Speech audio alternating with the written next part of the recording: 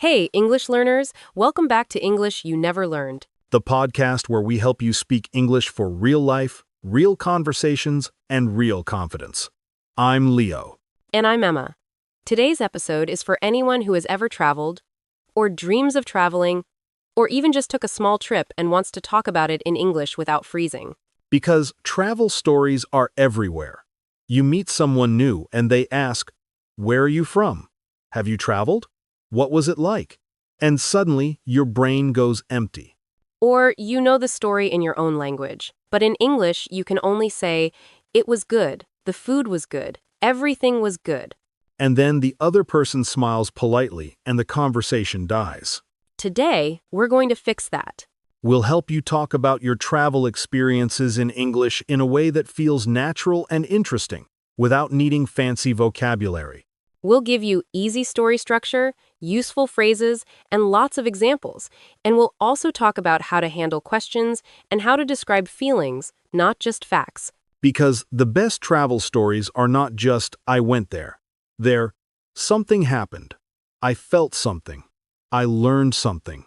Also, quick reminder, if you enjoy the podcast, please like, subscribe, and share it with a friend who is learning English too. Especially the friend who always says, "I'm going to travel someday," but is still on the couch. Okay, let's start with a simple truth. Travel English is not only about airports and hotels, it's also about connection. Yes. When you talk about travel, you're sharing your personality. What you notice, what you enjoy, what surprises you, what scares you, what makes you laugh. So, first, we'll give you a simple travel story recipe, a structure you can use every time. I love recipes. Same. Okay, here it is. 5 parts. Very simple. Part 1. Where and when. Part 2. Why you went. Part 3. What you did. Part 4. A highlight or a problem. Part 5. How you felt and what you learned. If you can do those 5 things, your travel story will sound complete. And you can do it in short form or long form. Let's show a short example first. Okay, Last summer, I went to Los Angeles for a week because I wanted to visit a friend. We went to the beach, tried different food trucks, and drove around at night. My favorite moment was watching the sunset in Santa Monica. I felt relaxed and inspired, and I really want to go back. that's it. That's a full travel story. Not perfect grammar, not fancy words, just clear. Exactly. Now, let's teach the pieces one by one with real phrases you can reuse. Starting with where and when. Easy time phrases: last weekend, last month, 2 years ago, when I was in college, during the summer, over the holidays. And place phrases, I went to, I traveled to, I visited, I spent a few days in. Quick tip: travel to is often for the journey or the trip in general. Visit is more like you go there and see things. Like, I traveled to Japan. I visited Tokyo and Kyoto. Yes. Now, the second part, why you went. This is where you add meaning. Reasons are easy. For work, for vacation, to relax, to explore, to see family, to attend a wedding, to meet online friends in real life. And you can say, I went there because, or the main reason was, or I've always wanted to. Example, I went to Chicago because I wanted to see the architecture. Or, the main reason was food. I wanted deep dish pizza. Honest travel motivation. Now, the third part, what you did.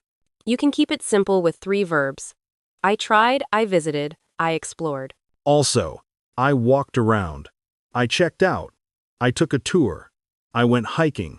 I went sightseeing. I took a lot of photos. I got lost. I got lost is a very real travel sentence. And it's often the beginning of the best story. Now, to make your English sound more natural, add small details, not a long list, just 2 or 3. Like, I visited a small market. I tried a spicy noodle soup. I took a boat ride at night. Perfect. Now, the fourth part is the fun part, a highlight or a problem. Let's start with highlights. Phrases, the best part was, my favorite moment was, the highlight of the trip was. Or, one thing I'll never forget is. That's a good one. Very story-like. Now for problems. Because problems make stories human. Phrases. Something unexpected happened. I had a small problem. It didn't go as planned. At first, it was difficult because Also, I made a mistake. I misunderstood something. I got confused. I missed my train. My phone died. It started raining. I lost my wallet. I couldn't find my hotel.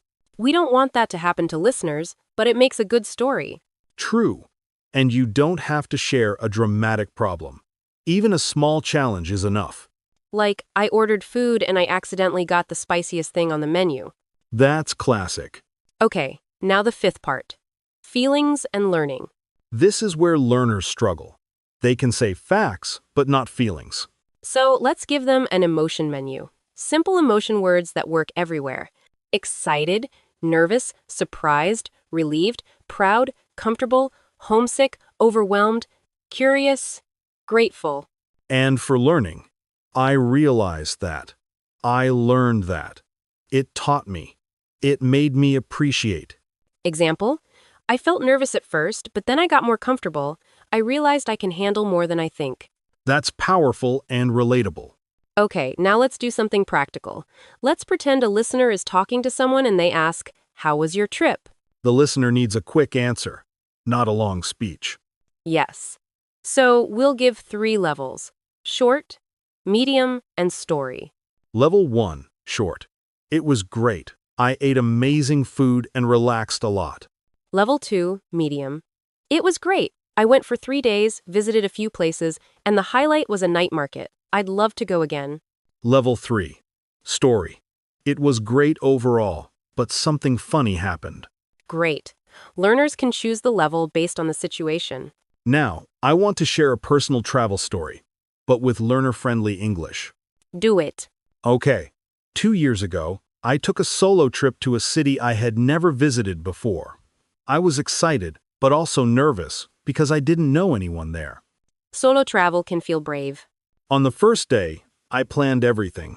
I had a list: museum, coffee shop, a famous street, dinner. The perfect plan. The problem was, my plan made me stressed. I was rushing.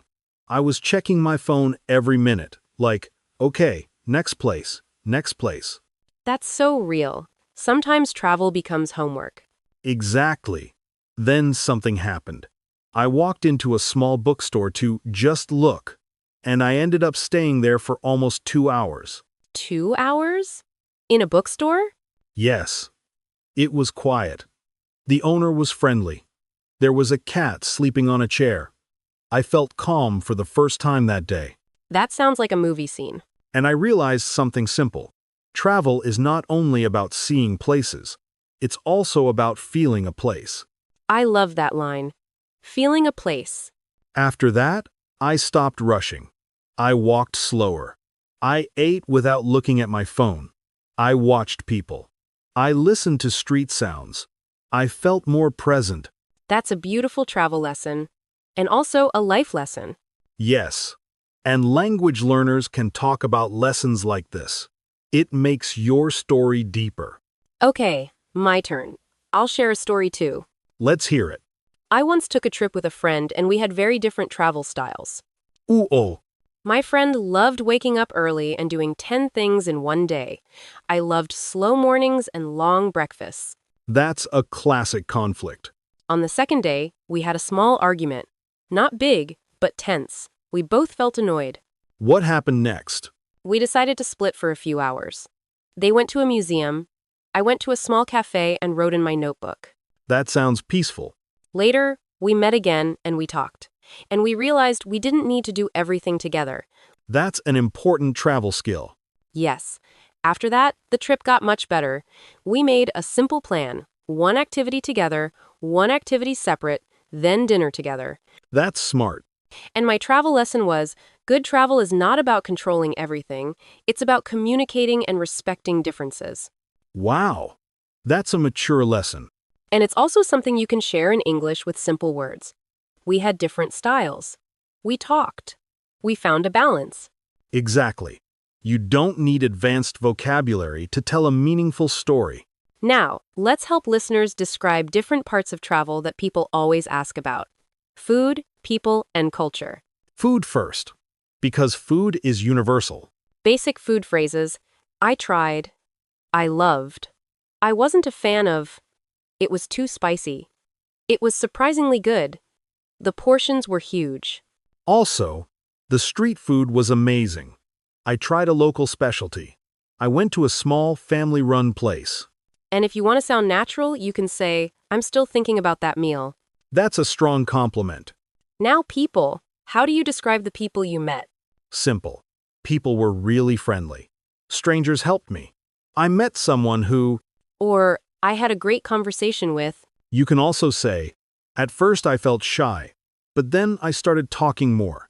Very relatable for language learners. Now, culture and vibe. This is hard for learners because it's abstract. Use simple words. The city felt. The vibe was. It was lively. It was calm. It was busy. It was peaceful. It felt safe. It felt creative. And compare it to something you know. It reminded me of. It felt different from my hometown because... Comparison is powerful. Even if your grammar isn't perfect, the idea is clear. Okay, now let's teach learners how to handle follow-up questions. Because when you tell a travel story, people ask more. Common follow-up questions. What did you like the most? Would you go back? What surprised you? What was difficult? What was your favorite food? Did you meet anyone interesting?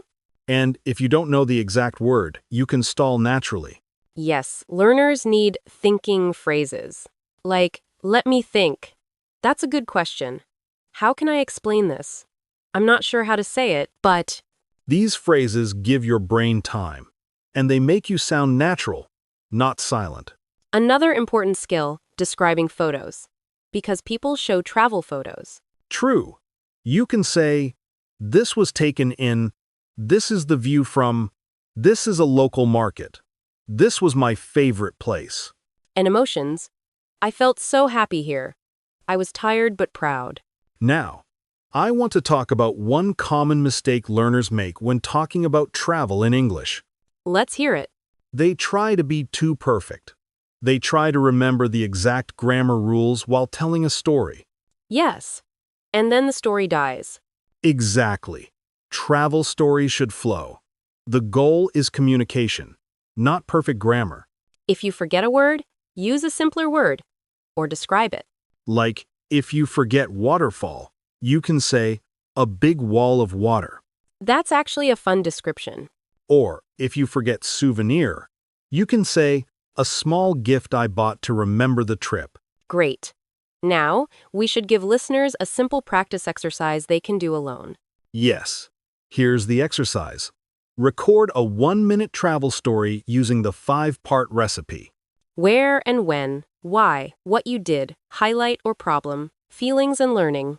Exactly. 1 minute is enough. Then listen back. And then try again the next day, but make it smoother. And if you haven't traveled, you can talk about a day trip, a visit to another city, or even a travel dream. Yes. I want to go to, I've always wanted to. If I go someday, I want to. Dreams are great conversation too. Okay, let's do a quick example for someone who hasn't traveled much. Sure. I haven't traveled abroad yet, but last month I visited a nearby city for 2 days. I went because I wanted a break and I love trying new cafes. I walked around downtown, visited a museum, and tried a local dessert. The highlight was finding a quiet street with small bookstores. I felt relaxed, and it reminded me that small trips can still feel special. That's perfect. And it's not big travel, but it's a real story. Exactly. Your story matters. Now, before we end, let's give listeners a travel vocabulary boost, but simple and useful. Words for describing places: crowded, quiet, touristy, local, modern, historic, scenic, walkable. Walkable is a great word. It means you can walk easily. Words for describing experiences: memorable, worth it, overrated, unexpected, stressful, smooth. Overrated is useful when something is popular, but you didn't like it. Words for describing transportation: I took the subway, I rented a car, I caught a train, I missed my bus. I booked a flight. And quick phrases. On the way there. When I arrived. By the end of the trip. Those phrases help your story feel organized. Okay, let's wrap up with a challenge for the listeners. Your challenge. Tell one travel story in English this week. 1 minute. Record it on your phone. Or tell it to a friend. Or write it in the comments. And include one feeling and one lesson. Not just facts. Because that's what makes it you. If you enjoyed this episode, please like, subscribe, and share it with a friend who wants to speak English more confidently. And tell us in the comments, where did you travel recently or where do you dream of going? This was English You Never Learned with Emma and Leo. Until next time, keep speaking, stay curious, and share your stories. Bye.